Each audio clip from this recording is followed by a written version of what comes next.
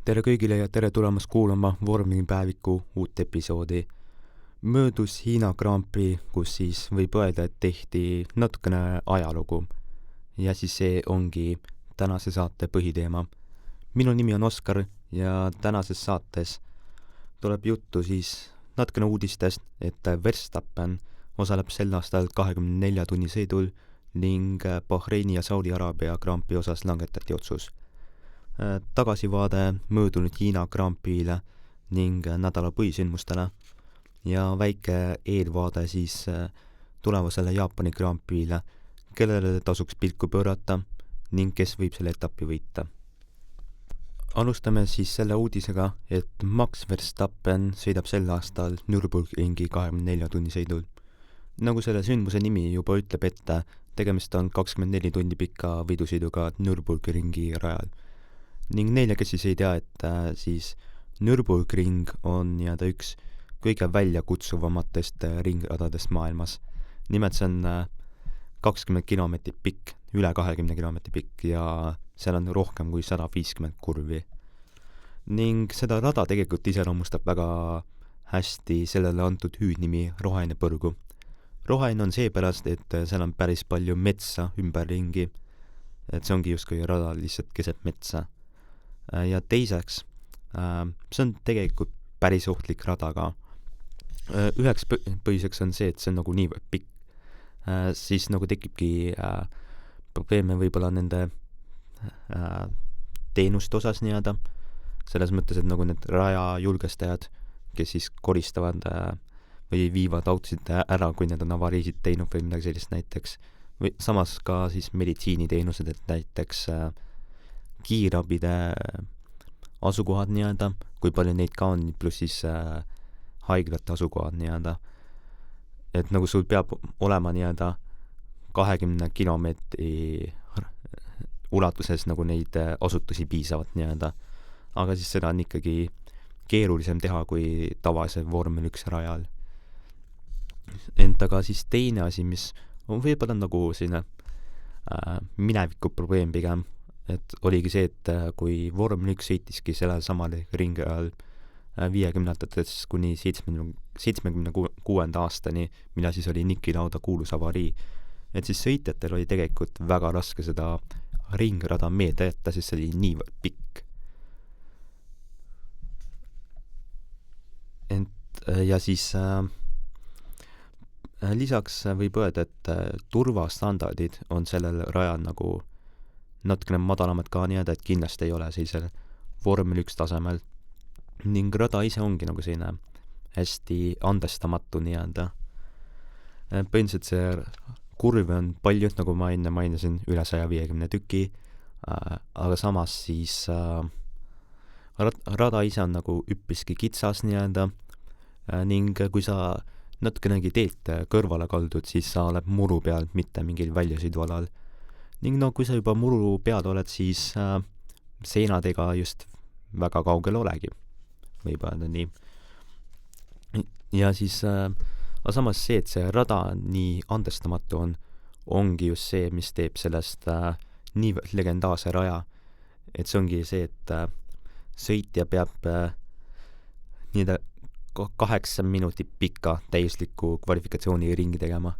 Et tavaliselt, kui ongi vorm 1 näiteks ringi pikkus maksimaalselt ütleme, et minut 40 või midagi sellist, võib-olla minut 50, siis seal sa pead lihtsalt 8 minutit täiuslik olema nii-öelda. Aga nagu see ei ole ju tegelikult 8 minutit pikk ega ju, vaid see on 24 tundi pikk sõit ning seal on ka paljude erinevate kategooriate autosid. See, kus siis Verstappen sõidab, on see tippkategooria ja seal sõidetakse nii-öelda GT3 autodega. GT autod siis lihtsustatud seletades on sellised, millel on aluseks võetud kas sportauto või superauto ja siis need autotootjad on nagu vastavad teatud tingimustele või nõuetele teinud neist võidusõiduautod nii-öelda. Et see ongi väga lihtsustatud seletades GT auto põhimõte. Ja neid kategooriaid omakorda on päris palju, aga neist kõige populaarsem ongi GT3, kus siis sõidab ka Max Verstappen. aga siis Nürburgringi 24 tunni sõidul on nagu hästi palju neid erinevaid kategooriaid ja see võib välja tulla selle kergelt modifitseeritud Daciani, mis on viimasel paaril aastal seal sõitnud kusjuures. Ent kujuta ette, nüüd sul on nagu selline andestamatu rada, üpriski kitsas, ja siis sul on mingi, ma ei tea, 100 muud sõitjat, kellest mööduda nii-öelda vahepeal selle ja 24 tundi jutti. Aga Verstappen õnneks ei sõida 24 tundi jutti. See oleks päris füüsiliselt koormav. Temal on siis nimelt 3 tiimikaaslast, kes nendeks on siis Luka Sauer, Jules Gounon ja Daniel Hunkadeia. Need siis sõidavad nagu vahetustes, olgu need näiteks tund või 2 pikad või midagi sellist. Ent kusjuures siis see, mis siis mais nüüd tuleb, see 24 tunni sõit, ei ole Verstappeni esimene kogemus Nürburgringil. Juba eelmisel aastal osales ta ühel testil mais, sõites selle Ferrari GT3 autoga. Ja siis seal oligi selline huvitav olukord ka, kus ta ei sõitnud enda nime all, vaid võttis varjunime Franz Hermann. Selline, no pärast saadi loomulikult teada, et see ei ole Franz Hermann, vaid see on Max Verstappen, eks ole. Aga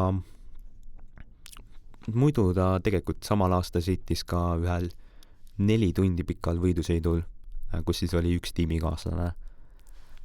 Ja selle Nürburgringil ma mõtlen ja võitiski selle.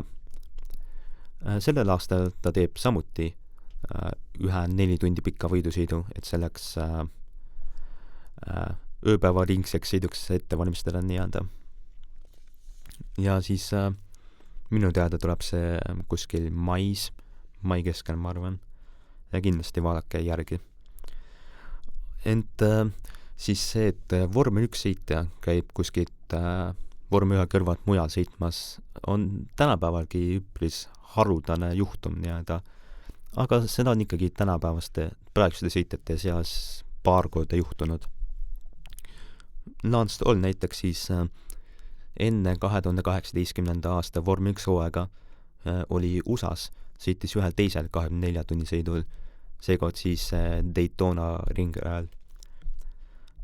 Ja siis Pierre Gasly sai aasta 2017 teha Toro Rosso ehk tänapäeval Racing Bullsi tiimis oma vormel 1 debüüdi. Aga enne seda oli ta sõitnud sellises Jaapani vormelisarjas nagu Superformula.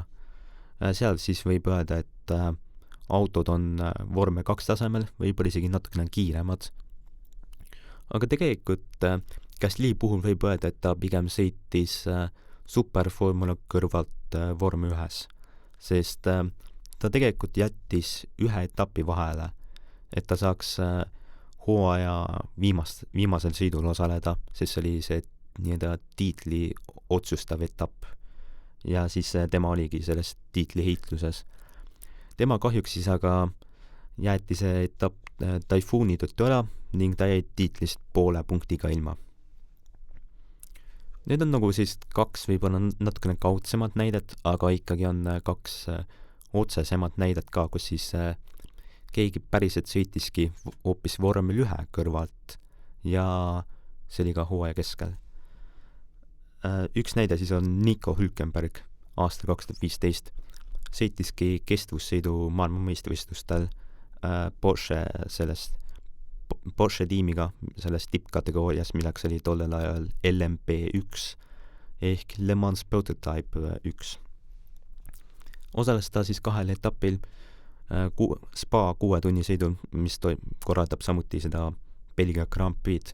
Seal ta sai 6. koha, ent osales ka Le Mansi 24 tunni sõidul ning seal võitis. Seega Nico Hülkenberg 10 aastat enne oma esimest vormel 1 poodiumit võitis Le Mansi 24 tunni sõidu. Aga võib-olla tänapäevaste sõitjate juures kõige huvitavam näide on Fernando Alonso. Nimelt siis aasta 2017 hooaja keskel käis ta vahepeal Ameerikas, sõitis ühe etapi IndyCari sarjas, milleks on siis Ameerika vormelisari. Ja osales sellisel etapil nagu Indianapolis 500. Indianapolis 500 ma ütleks, et on kõige tähtsam mootorspordisündmus Ameerikas. Nimelt väga ajalooline ka, see on toimunud juba aastast 1911 ning Indianapolis ongi selline hästi kiire rada. Põhimõtteliselt ovaal, aga seal on 4 90-kraadist vasakkurvi ja kiirused on tõesti meeletud seal. Ja kontekstiks, kui Formel 1 läbi aegade kõrgeim saavutatud tippkiirus on umbes 370 kilomeetrit tunnis, siis Indianapolis 500 võib kvalifikatsiooni ajal see 370 kilomeetrit tunnis olla keskmine, võib-olla isegi miinimumkiirus. Ja see on niivõrd tähtis mootorspordisündmus, et Alonso jättis aasta 2017 selle nimel Monaco Grand Prix vahele. Ning seal Indianapolises sõitis ta siis, kus ikkagi selle McLareni tiimiga, mis oli ta samuti tema tööandja Formel 1. Kvalifikatsioon läks tal päris edukalt, siis 33 sõitjast, mis siis selle pühapäevasel etapil osaleda said, ta alustas 5. Ning ta oli päris mitu ringi sõiduliider ka kusjuures. Et nende sõitjate seast, kes olid liidrid vahepeal, oli ta juhitud ringide arvu osas 3. kohal nii-öelda. Et oligi 27 ringi sõiduliidre. Aga siis sõidu viimase 20 ringi jooksul ehk viimased 10% sõidust tal tekkis väike probleem ja selle nimi oli ei miskit muu kui Honda mootor. Ma arvan, et ma ei pea enam täpsustama, mis siin edasi oli. Ja lähme siis hoopis aastasse 2018, kus siis oli tal hoopis teine kõrvaltegevus.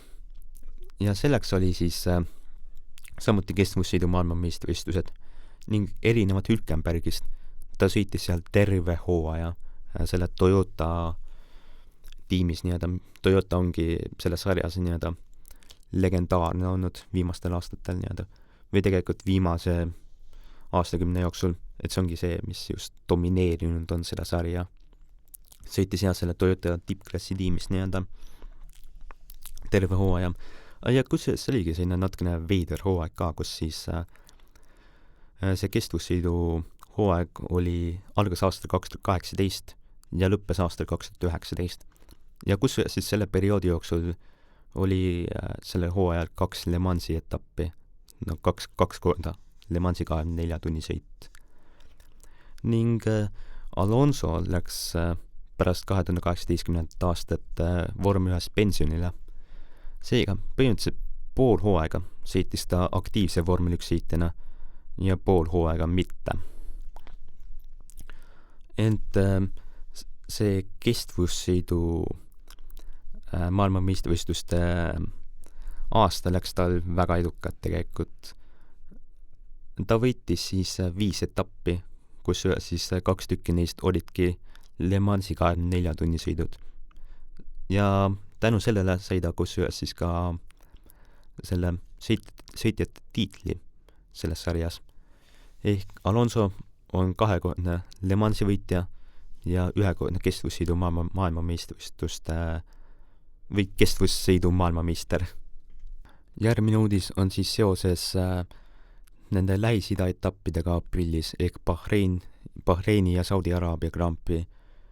Otsus on selline, et need 2 etappi jäetakse ära ning nagu arvata oli, neile asendust ei leita. Ja siis muuhulgas Kataris pidid toimuma ka kestvussõidu maailmameistrivõistluste ja MotoGP etapid, ent need ei ole ära jäetud, vaid need on edasi lükatud siis kas oktoobrisse või novembrisse. Lähme nüüd aga siis sündmustega Hiinasse. Ja tegemist oli kus siis sprindi nädalavahetusega, ehk siis ei olnud 3 vabateeningut, vaid oli ainult 1. Ning siis seal oligi kiiremad mehed, Mercedese mehed.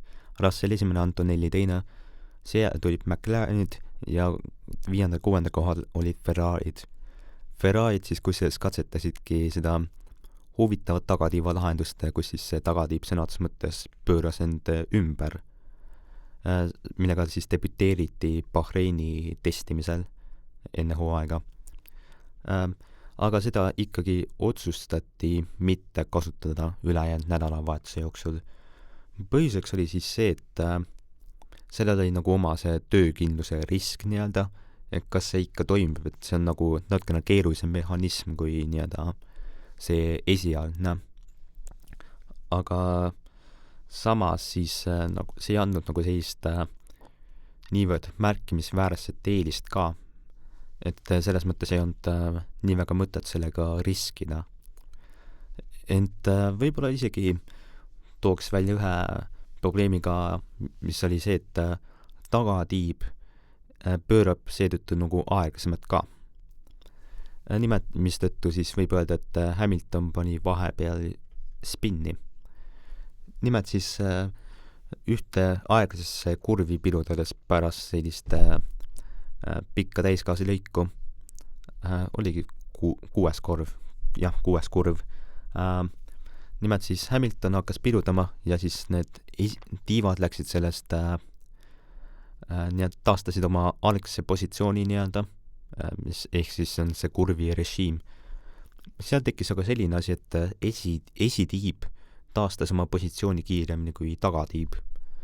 Ja siis see tekitas sellise probleemi, et esitiivale nagu mõjus juba see aerodünaamiline survejõud, mis siis koormab neid rehve nii-öelda. Aga tagatiival veel seda ei mõjunud, sest see tiib alles taastas oma seda algseisu. Ja siis seal nagu seda lisakoormus justkui tagarehvidele ei mõjunud. Mistõttu siis pidurdamisel läksid need tagaratta plokki ja Hamilton pani seetõttu spinni. Aga õnneks ei pannud ta seina ning sai vabateeningut jätkata. Aga see on jah üks selline võimalik risk selle tagatiiva lahendusega.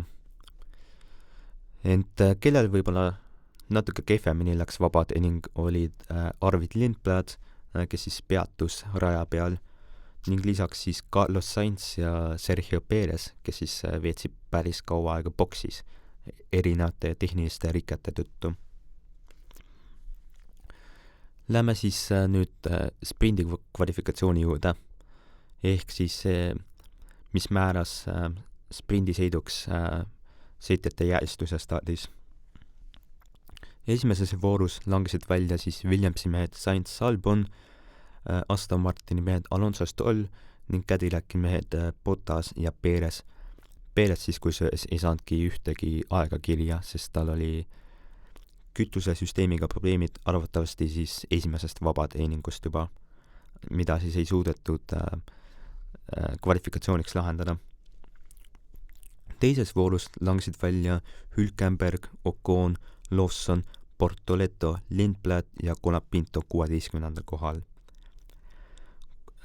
Red Bullidel oli tegelikult nagu selline päris keeruline nädalavahetus vahepeal, et Verstappen näiteks kurtis, et autol pole haarduvust, pole seda tasakaalu nii-öelda ja sellega on lihtsalt täiesti kohutav sõita. Aga siis kuidagi imekombel pääsesid need Red Bullid sinna kvalifikatsiooni viimasesse vooru, kuigi Verstappen tegelikult ei olnud nii kaugel ka sellest elimineerimisest teise vooru lõpus ja Hadjar oligi teises voorus 10. nii-öelda ehk viimane sõitja, kes edasi sai. Aga siis kolmandas voorus selgus, et Mercedesed saavad ikkagi nii-öelda esirivile, et Russell esimene, Antonelli teine. Seejärel tulid Norris, Hamilton, Piastri, Leclerc, Gasly ja siis Gasly taga, kus siis oli Verstappen, 9. oli Beerman ja Hadjar 10. Laupäeval siis eestlaste jaoks väga vara hommikul toimus Hiina Grand Prix sprindisõit ja siis teeme nüüd sellest väikse kokkuvõtte. Ferrarid said jälle hästi minema, aga seekord oli esimeses kurvis George Russell sõiduliider. Ent Antonellil jälle läks start päris aia taha. Tema kukkus siis teised kohad 8. ja lisaks siis tuli tal esimese ringi jooksul siis kokkupõrge Isaac Hadžariga. Auto võib-olla said natukene kahjustada, aga mõlemad said igal juhul siis sõitu jätkata ning Antonelli sai juhtumi eest siis 10 sekundit karistada. Aga Antonelli siis ikkagi hakkas sõitjatest mööda sõitma ja jõudis hiljem nendele esikolmikule järgi. Eesotsas aga siis Lewis Hamilton suutis esimese ringi keskel sõita mööda George Russellist ja võtta esikoha selles etapis pikal tagasirgel, kus siis autod saavutavad rajajooksu kõige kõrgema kiiruse. Russell võttis seal aga oma positsiooni tagasi ning teise ringi alguses esimeses kurvis, aga siis Hamilton tuli väljaspoolt taaskord mööda ja võttis esikoha. Et selles mõttes see oli tegelikult väga sarnane sõit selle Austraalia Grand Prix'ga, kus siis Russell ja Ferrari võitlevad. Et seekord Russell võitles siis hoopis Hamiltoniga ning Leclerc järgis mängu pealt, ootas oma võimalust. Tagant siis aga lähenes Antonelli, kes siis tegelikult lõpuks siis ka Ferrari meestest mööda sai ning enne seda siis jõudis George Russell lõplikult mööda saada ja minema põgeneda. Sõidu keskel siis hakkas järsku katkestamisi tulema esimene oli Arvid Lindblad, kes esimese ringil kusjuures pani spinni ka. Temal siis paluti boksi tulla ja katkestada 11. ringil või 12. Järgmisel ringil siis Valtteri Bottasel samuti paluti boksi tulla ja katkestada. Temal oli siis probleeme mootoriga, nii palju kui ma aru saan. Ja siis samal ringil siis peatas oma auto esimeses kurvis Nico Hülkenberg, mille tulemusena siis kutsuti rajale turvaauto. Ja see lõi sellise strateegiliselt päris huvitava mängu et esimesed 6 sõitjat siis ehk Ferrari mehed, Mercedesed ja McLarenid kõik tulid boksi ja tegelikult valdavalt tuldigi boksi, aga ikkagi mõned sõitjad jäid rajale. Nendeks olid siis Liam Lawson ja Oli Bergman, kes siis tõusid 2 kohta. Nad olid nüüd siis 5. ja 6. kohal McLareni meestest ees. Minu meelest nii, jah. Aga siis oli ka teised sõitjad kes need olidki. Ja Gasly, Ocon, Sainz, Portoletto ja Alonso. Selle olukorra suurim kaotaja võib öelda, et oli see Max Verstappen. Verstappen sõitis tollel hetkel 9. ehk siis oli esimene sõitja punktidest väljas aga siis ta otsustas turvaauto all boksi tulla, samal ajal siis need mitu autot tema taga mitte. Seega ta langes tegelikult lõpuks siis 14. Ja probleem oli selles, et sõit oli ainult 3 ringi ka veel. Seega ta pidi põhimõtteliselt 3 ringiga 6 kohta teenima, et kas või 1 punkt kätte saada selles sprindis.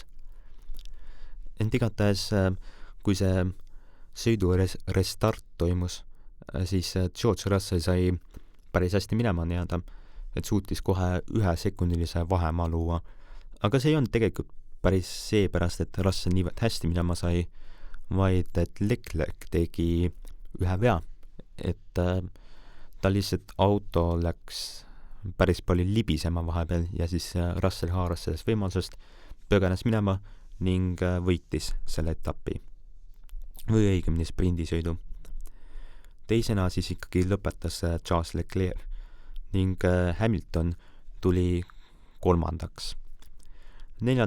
lõpetas Lando Norris ning Antonelli, kes siis kandis oma karistuse turvaauto all boksipeatuses, lõpetas 5.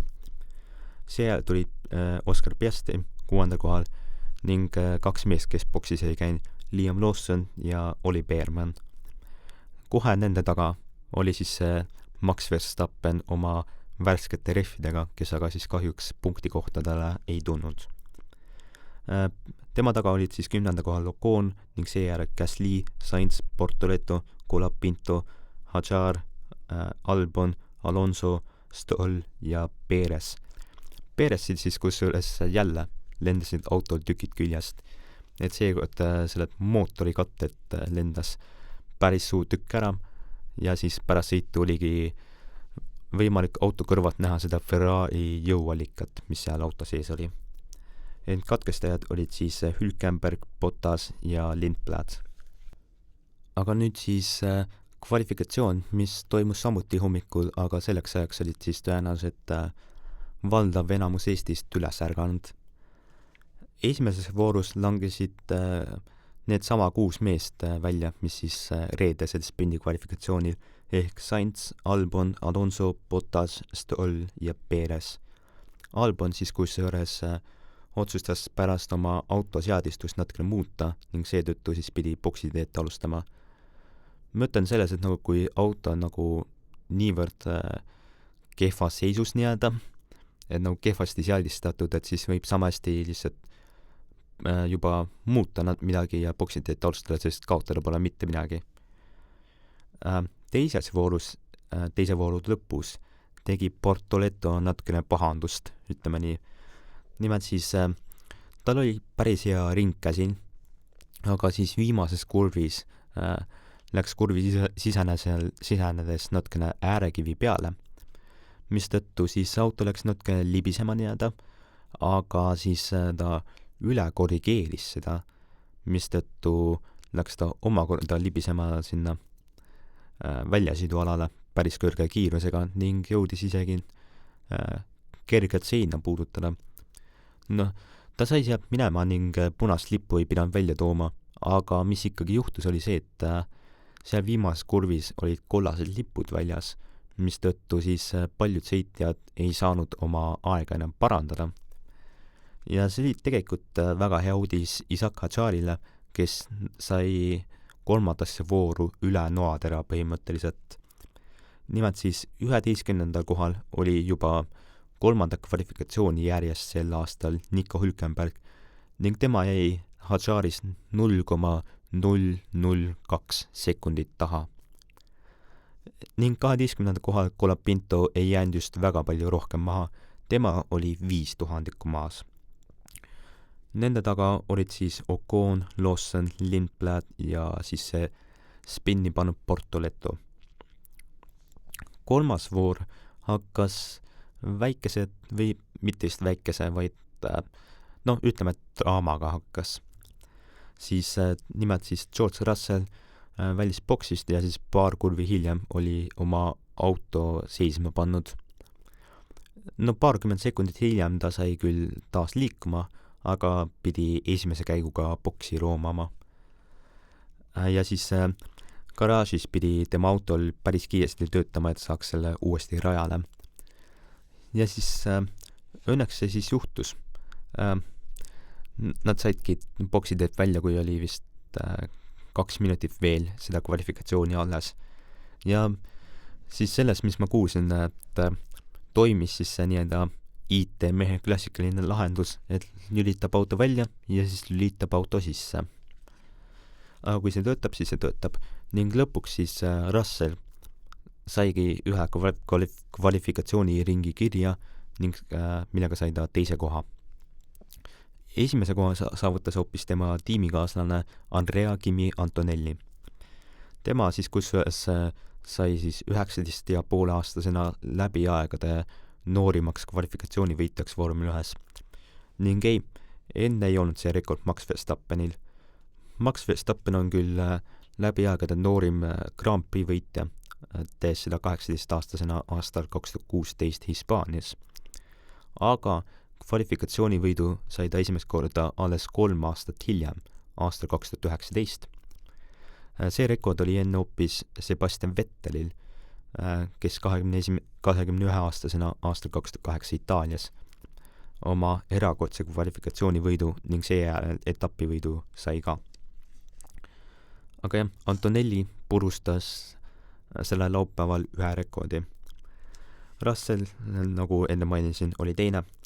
Seejärel tuli Ferrari mehed Hamilton Leclerc, McLareni mehed Piastri Norris, Gasly oli 7. järjekordset Verstappenist ees ning 9. kohal oli Hadjar, 10. Beerman.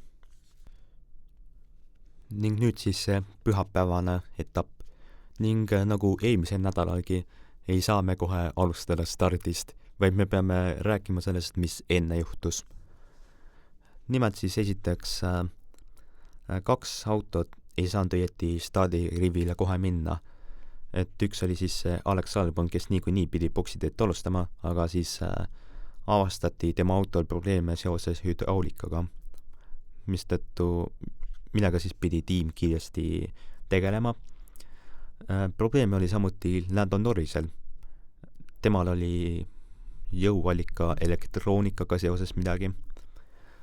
Ja siis seetõttu, pidi tiim töötama, et saaks üldse starti minna ning kui see oleks toimunud, siis see oleks olnud boksiteed niikuinii. Siis 15 minutit enne soojendusringi Gabriel Bortoleto auto lükatakse boksiteele. Tema autot avastati probleeme seoses hüdraulikaga. Samuti peab Audi tiim kiiresti sellega tegelema ning veel muret tekitavamalt 6 minutit enne soojendusringi lükati Piastri auto eest ära. Temal, nagu siis tiimikaaslasegi, oli seoses mootori elektroonikaga seoses mingid probleemid. Aga ehk siis 4 sõitjat olid boksiteed alustamas, kui nad üldse olid alustamas. Aga kui paljud siis reaalselt alustasid seda sõitu nendest 4? Täpselt 0 tükki. Lühidalt öeldes siis McLareni mehed Piastri ja Norris ning lisaks Gabriel Bortoleto ja Alex Albon ei alustanud Hiina Grand Prix'd tehniliste rikete tõttu. 4 sõitjat.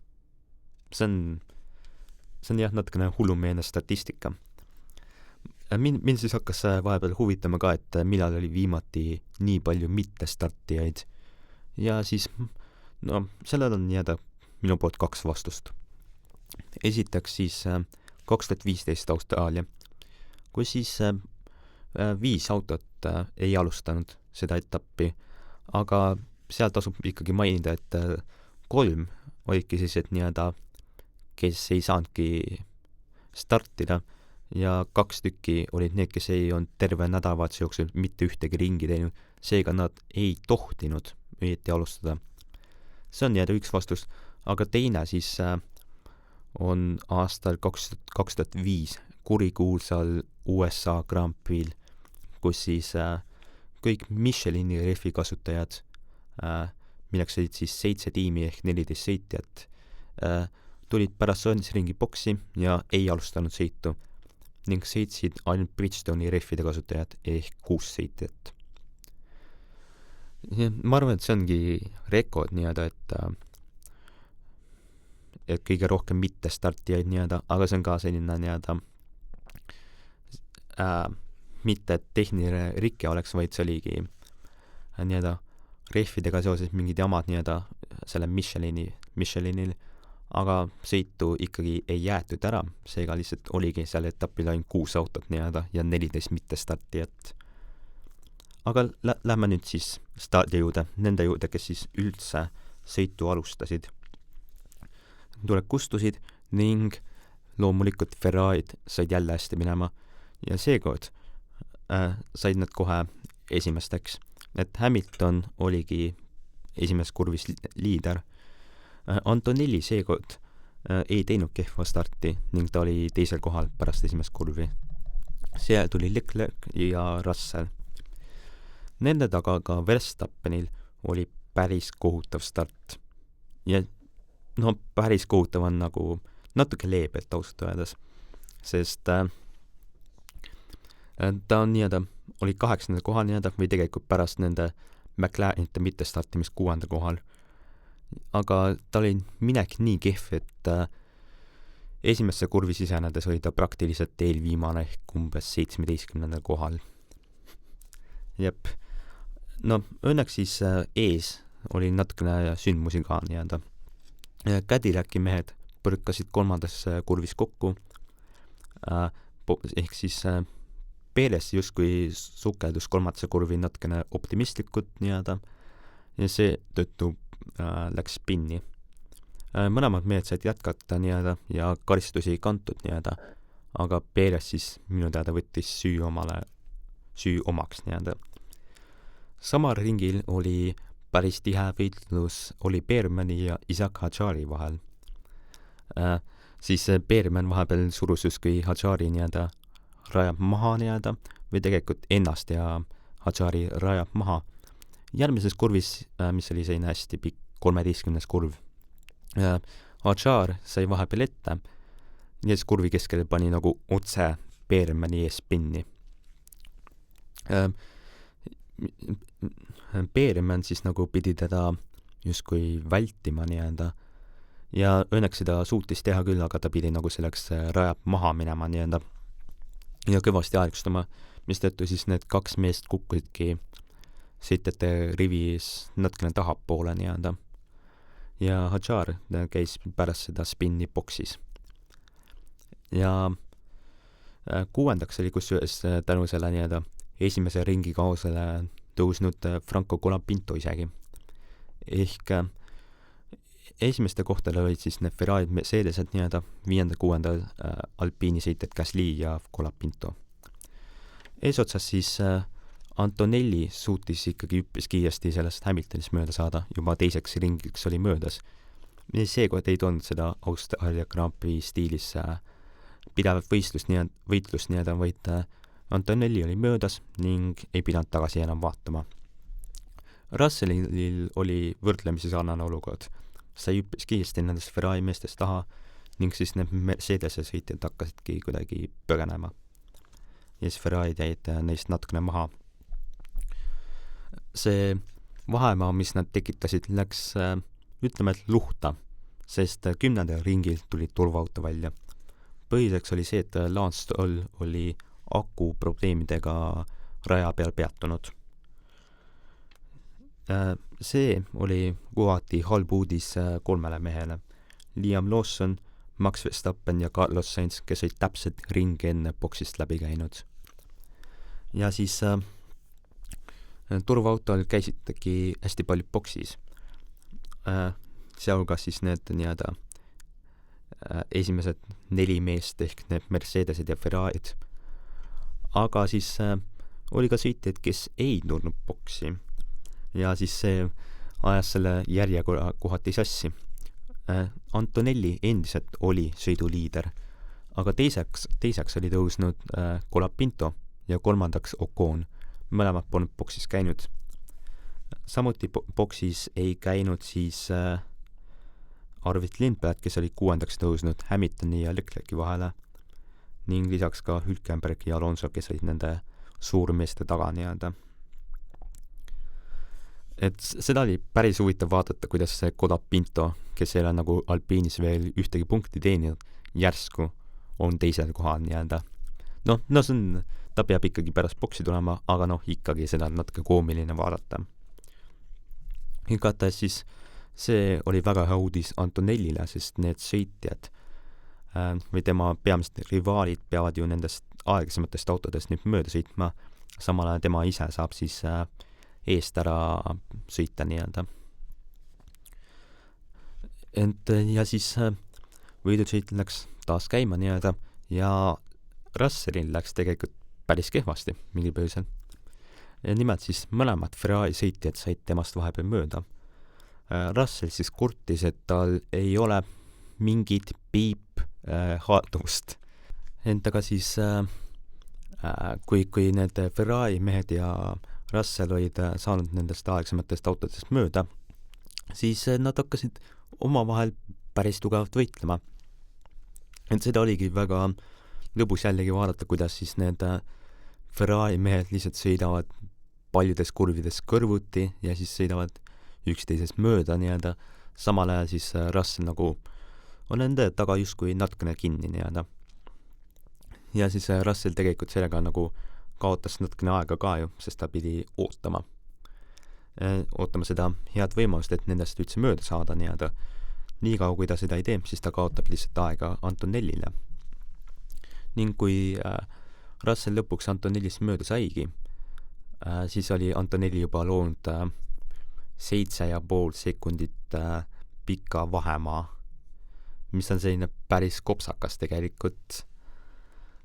Aga siis Ferrari tegelikult ei lõpetanud seda sõdimist, kuigi nad olid koha kaotanud.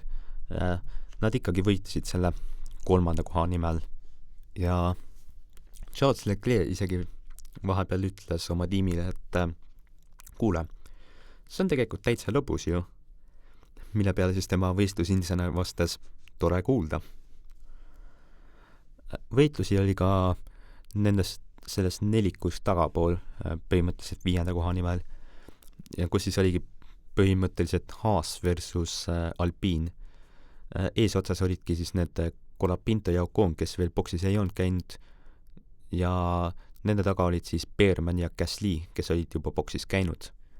Ning neile tagant lähenes ka Max Verstappen, kes taastus oma kehvast stardist. Ning need värskema refiga sõitjad said vahe mööda küll, aga seda ikkagi päris vägev vaadata, kuidas Colapinto lihtsalt kaitseb kogu aeg oma seda kohta, et ta lihtsalt ei ole nõus seda ära andma, et ta tegi väga kõva kaitsetööd nii-öelda, ma võin öelda. Et siis aga lõpuks siis ikkagi põrkasid Colapinto ja Ocon kokku ka. Nimelt siis mõlemad käisid lõpuks boksis ära ja siis Ocon enne ja Colapinto pärast. Ja siis kui Colapinto oli boksist väljunud, välis boksist nii-öelda, Ocon lähenes tagant, siis Ocon üritas teise kurvi nagu optimistlikult minna nii-öelda, aga siis ta sai aru, et Colapinto sulgeb seda ust praegu ju, hakkas justkui rohkem pidurdama, mistõttu siis tema see tagaosa hakkas libisema nii-öelda ja siis ta libiseski Colapintole otsa nii-öelda, mistõttu mõlemad panid spinni. Autod võib-olla said natukene võtti küll, aga nad ikkagi said sõitu jätkata nii-öelda. Ocon võttis selle avarii osas vastutuse endale ning sellest pidi kandma 10-sekundilist karistust. Colapinto läks siis edasi aga jahtima oma esimesi punkte Alpiini roolis. Aga räägime korraks siis Aston Martini seiklustest. Nagu ma enne mainisin, Stroll siis katkestas akuprobleemide tõttu. Huvitav, kas siis selle põhjustasid vibratsioonid. Alonso seevastu suutis natuke kauem sõita. Aga temalgi oli päris suureks probleemiks need vibratsioonid. Nimelt oli see nii suur probleem, et aeg-ajalt sirgete peal ta lihtsalt võttis oma käed roolilt ära, nagu mõlemad käed. Vot nii hullud olid need vibratsioonid ja siis lõpuks 32. ringil katkestas ka sellest etapist, sest need vibratsioonid olid tema nagu need lihased teinud päris tundetuks nii-öelda. Et jah, see on tervisele ohtlik tegevus, võib öelda. Aga lähme siis edasi 46. ringile, kus siis tuli veel draamat. Ja selleks oli see, et Max Verstappenil tuli probleeme, ma saan aru, et käigukastiga, mistõttu siis ta ei saanud enam võidu sõita ning pidi kruiisima boksi ning sõidust katkestama, kui oli sõita veel kõigest 10 ringi. Ta oli tollel hetkel siis 6. kohal ja see tähendas seda, et esimest korda oma karjääri jooksul ei teeninud ta ühtegi punkti sprindi nädalavahetuselt. Ja tegelikult see Hiina sprint oligi nii-öelda esimene kord tema karjääri jooksul ka, kus ta siis ei teeninud sprindis punkte olukorras, kus ta ei saanud penatit nii-öelda. Et see kord, kus ta ei teeninud punkte, oli 25. aasta Miami, kus siis ta sai penalti ja turvaauto oli sõidu lõpetanud ka nii-öelda, seega ta kukkuski automaatselt sinna täiesti lõppu nii-öelda. Aga jah, Verstappenil selline päris kohutav nädalavahetus sai nii-öelda kohutava lõpu. Eespool siis aga Antonelli juhtis mugavat kuni kui oli kolmikringi veel sõita, siis ta pani pidurit päris tugevat plokki eelviimases kurvis. Et see võib öelda, et äratas teda üles, aga ta sai õnneks sõitu jätkata ning siis tuligi kolmikringi hiljem üle finišijoone esimesena. Antonellist sai Grand Prix võitja. Ning oligi selles osas, kus siis vormel 1 ajalus nooruselt teine. Teisena tuli üle finišijoone George Russell ning kolmandana Lewis Hamilton, kes teenis lõpuks oma esimese poodiumi koha Ferrari roolis. Grand Prix poodiumi ma mõtlen. Neljandana siis mitte just väga kaugel Charles Leclerc. Oli Beerman tegi supersõidu ning lõpetas 5. Tema taga siis Pierre Gasly sai 6. koha, mis oli ka tema parim tulemus eelmisel aastal, seega väga tugev sõit temat. Liam Lawsonil samuti suurepärane tulemus, 7. koht. Ja kuigi tal oli selle strateegiaga läks natuke alt nii-öelda, et ta tuli boksi ringil enne turvaautot. Aga ikkagi väga hea. Hadjar suutis pärast esimese ringi spinni lõpetada 8. Ja 9. on minu arvates siis kõige suurem üllatusmees punktides Carlos Sainz, kes suutis oma selle ülekaalulise auto, ülekaalulise Williamsi ma mõtlen, ja tuua punktidesse, kuigi ta samuti tuli boksi ringil enne turvaautot. Seega aplaus talle. Ning 10. tuli üle finišijoone Franco Colapinto. Tema poolt siis lõpuks esimene punkt Alpiini sõitjana.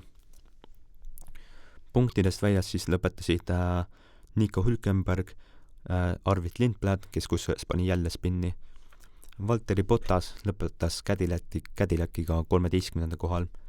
Selles mõttes kindlasti parem kui tavaline sõit. 14. oli Ocon ning 15. Sergio Perez. Sõidust katkestasid Verstappen, Alonso ja Stroll ning sõitu ei alustanud Piastri, Norris, Portoletto ja Albon. Hiina Grand Prix tehtud, nüüd läheme siis saate viimase lõigu juurde, milleks on Jaapani Grand Prix eelvaade. Jaapani Grand Prix on vormel 1 kalendris, oli esmakordselt seal aastat 1976, ent praeguse ringi ajal, milleks on Suzuka, on see etapp toimunud alates 1987. aastast koos üksikute eranditega. Ja see ongi selline ringrada, millel on ajalooliselt päris suur tähtsus olnud tiitlite otsustamisel. Nimelt 35 korral, kus siis vormel 1 etapp on toimunud selle Suzuka rajal, on 12 korral sõitjate meister selgunud. Neist siis võib-olla kõige kuulsamad näited on siis need Senna versus Prosti ajad nii-öelda. Aastat 1989 põrkasid nad esikoha nimel võideldes kokku selles viimases šikaanis. Prost katkestas, Senna sai jätkata, aga siis sai pärast sõitu disklahvi, mis tõttu Prost sai maailmameistriks. Järgmisel aastal sai Senna ka kättemaksu, sõites siis esimesel ringil esimesse kurvi Prostile sisse ning sellega kindlustades omale siis selle sõitjate tiitli aastal 1990. Kõige hiljem siis selgus meister selle rajal aasta 2022, mille siis sai Verstappen meistriks pärast seda, kui Leclerc sai kohe pärast sõitu 5-sekundilise karistuse, sest ta möödus šikaani lõigates Perezist ning sellega kaotas 1 koha nii-öelda. Aga siis võib-olla ka selline võib-olla meeldejäävam etapp, sealt on 2005 siis, kus Kimi Räikkönen ehk meie põhjanaaber sõitis 17. 17. kohalt esimeseks, siis koos viimase ringi möödasõiduga võidu nimel. Ent aga Suzuka on selles mõttes ka unikaalne rada, et see on ainus vormel 1 kalendris, mis on nii päripäeva kui ka vastupäeva. Põhjus on selles, et nii-öelda lihtsalt kujutades see on nagu selline nii-öelda 8-kujuline nii-öelda. Ehk siis on selline koht, kus siis rada sõidab tunneli alt läbi, aga siis pärast läheb selle sama tunneli pealt risti pealt läbi. Selles mõttes nagu ainus selline vormel 1 ajaloos. Et see on tegelikult selline fännide ja sõitjate poolt palavat armastatud ringrada, et seal on selliseid hästi palju kiireid kurve. Et hea näide on siis raja nii-öelda esimene sektor, kus ongi hästi palju selliseid S-kurve nii-öelda. Ent aga samas sellega võib-olla kaasneb ka see probleem, et viimastel aastatel ei ole see olnud just nii-öelda kõige parem võidusõidu ringrada, et seal ei ole just nagu kõige rohkem neid möödasõidukohti nii-öelda. Aga samas saab olema huvitav näha, et kas need uued autod kuidagi parandavad seda nii-öelda. Et see on võib-olla selline esimene ringrada sel aastal, kus siis möödasõitmine on natukene raskem nii-öelda. Aga jah, saab olema huvitav näha, et kas siis need uue generatsiooni autod parandavad neid probleeme, mis oli eelmise generatsiooni omadega. Selle Suzuka rajal on kõige rohkem etappe võitnud Michael Schumacher 6 korda. Praegustes sõitjate seast on Jaapani Grand Prix, ma rõhutan, Jaapani Grand Prix võitnud Lewis Hamilton 5 korda. Asi on selles, et 4 korda ta võitis Suzukal ja 1 korra aastal 2007, mis oli tema debüüthooaeg Fuji ring, mis siis üksikute kordadel korraldas seda Jaapani Grand Prix'd.